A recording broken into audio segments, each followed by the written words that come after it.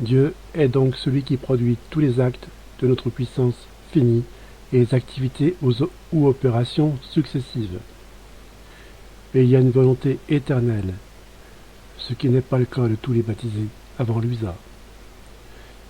Jésus fait comprendre très clairement à Luisa qu'aucun saint, si grand soit-il, y compris Jean de la Croix Piètre, prêtre d'Avila, l'apôtre Saint Jean, Saint Joseph, n'ont pu vivre dans sa divine volonté, sans que ce soit de leur faute, puisque le don n'était pas encore fait.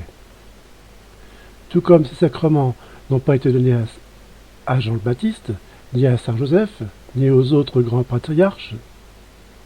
Ainsi, Dieu a son temps pour libérer ou actualiser ses dons tout au long de l'histoire humaine, parce qu'il prévoit quand ils seront nécessaires. La raison? Il y a plusieurs raisons pour lesquelles il l'a réservé à cette fin des temps. Mais l'une des raisons est qu'il s'agit de l'époque de la plus grande effusion du mal. Et comme Saint Paul le dit au chapitre 5, verset 20 de l'Épître aux Romains, là où le péché abonde, la grâce surabonde.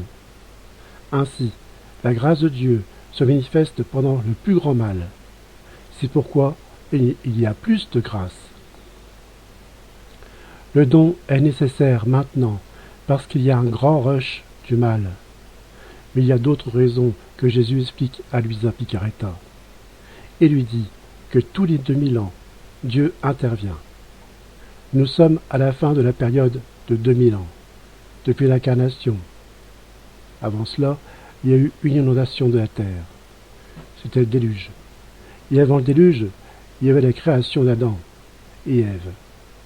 Donc tous les 2000 ans, ceci correspond à ce que les pères de l'Église primitive disaient être un symbole de la création de Dieu en 6 jours. Saint Pierre dit qu'un jour pour Dieu équivaut à 1000 ans, et 1000 ans à un jour.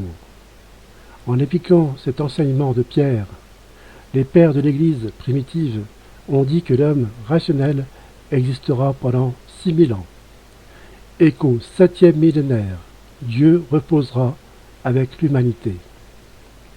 Nous sommes dans ce millénaire maintenant, et c'est pourquoi le pape Jean-Paul II, qui est maintenant saint, a publié un ouvrage intitulé « Au seuil du 3e millénaire du christianisme », qui correspond au 7e millénaire de l'existence de l'humanité.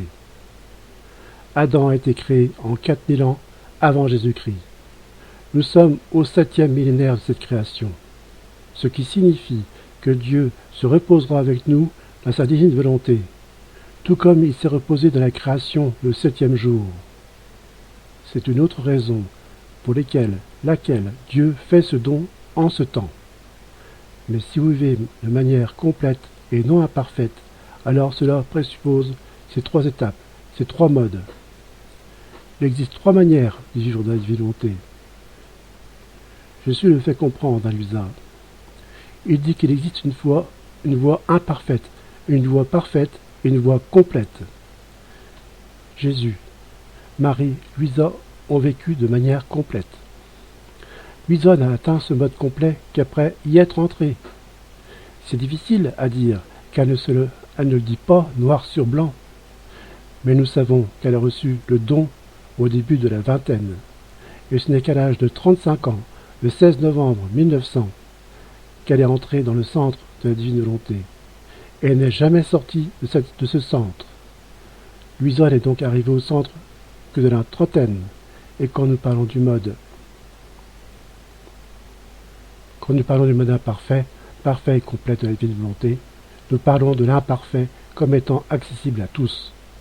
Ainsi, vous pourriez être, disons, le pire pécheur de la planète, avoir commis de nombreux meurtres, vous convertir comme saint Paul, et, à ce moment-là, changer votre vie. Vous pouvez recevoir le don le jour même, en le demandant avec une intention droite, et dans un désir ferme. Mais vous n'êtes pas encore en mode complet. Cela prend du temps. Cela demande de nombreux actes, et Jésus en explique la raison. Y vivre complètement ne se fait pas avec un seul acte. Il faut plusieurs actes, donc vivre imparfaitement, dans la divine volonté. Ne présuppose donc pas ces trois étapes de purgation, d'illumination, d'unification. Vivre complètement, oui, d'accord. La question suivante. La deuxième question vient d'Angelica Sadania. Luisa a-t-elle eu 4 mariages? Est-ce différent de l'union avec Dieu qu'enseignait saint Jean de la Croix et sainte Thérèse d'Avila dans la 7e demeure du château intérieur? Ce niveau est-il quelque chose de nouveau? Et au-delà de ce que les saints ont vécu comme expérience de leur mariage mystique, ce n'est possible qu'avec Luisa.